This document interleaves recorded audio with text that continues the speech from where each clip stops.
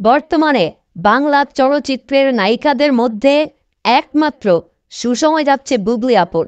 তাই বুবলি আপুর একজন ভক্ত হিসেবে তাকে বলতে চাই, বুবলি আপু, আপনার কিন্তু একটা জিনিস বুঝতে হবে, আপনি শুধু শাকিব খানের বউ না, আপনি কিন্তু বর্তমানে বাংলাদেশের নাম্বার 1 নায়িকা। ব্যক্তিগত জীবনের সব ঝামেলা দূরে রেখে আপনি যেভাবে কাজ করে যাচ্ছেন, এভাবেই যেন সব সময় সব কিছু সাইডে রেখে শুধু কাজে মনোযোগ দিয়ে কাজ করে যাবেন।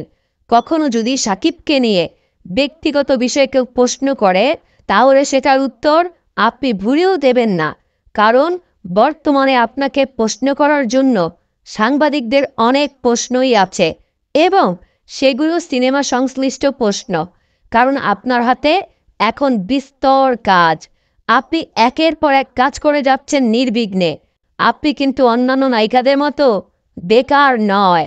যেহেতু আপনার হাতে এখন অনেক কাজ, সাংবাদিকরা চাইলেই আপনাকে সারা দিনই কাজ সম্পর্কিত প্রশ্ন করতে পারে।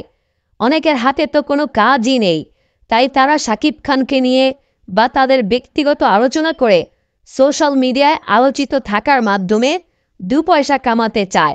আপনার উচিত সব সময় এসব ব্যক্তিগত প্রশ্ন এড়িয়ে যাওয়া। যারা এই মুহূর্তে আমার এই ভিডিওটি দেখছেন, আপনারা কি মনে করেন, বুবলি আপুর কি উচিত নয় এই মুহূর্তে তার ব্যক্তিগত সমস্ত আলোচনা এড়িয়ে সিনেমায় মনোযোগ দেওয়া?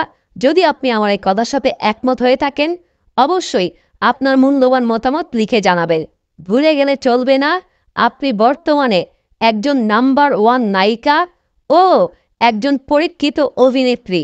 তাই আপনার এখন সবচেয়ে বেশি জরুরি ব্যক্তিগত সব বিষয় এড়িয়ে নিজের কাজ দিয়ে এগিয়ে যাওয়া। আশা করি আপনি আমাদের এই কথা রাখবেন। সবাইকে অনুরোধ করব, দয়া করে, হ্যাঁ হ্যাঁ হ্যাঁ, দয়া করে আপনারা সবাই ভিডিওটি বেশি বেশি করে শেয়ার দিবেন। বুবলি আপুকে আমরা অনেক অনেক ভালোবাসি, তাই বুবলি আপুকে ভালো উপদেশ দেওয়াটাও আমাদের দায়িত্বের মধ্যে পড়ে।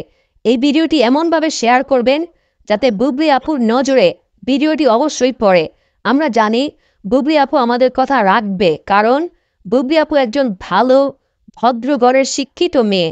যদিও বুবলি আপু খুব একটা শাকিব খানকে নিয়ে বা ব্যক্তিগত জীবন নিয়ে আলোচনা করেন না, তারপরেও মাঝে মধ্যে বিভিন্ন প্রশ্নের জবাব দিতে গিয়ে যে 2-1টা কথা বলেন, আমরা চাই সেটাও যেন বুবলি আপু আর না করে। যারা শেষ পর্যন্ত ভিডিওটি দেখলেন, সকলকে অসংখ্য ধন্যবাদ। দেখা হবে আবার নতুন কোনো বিষয় নিয়ে। সেই পর্যন্ত ভালো থাকবেন। আসসালামু আলাইকুম, আল্লাহ হাফেজ।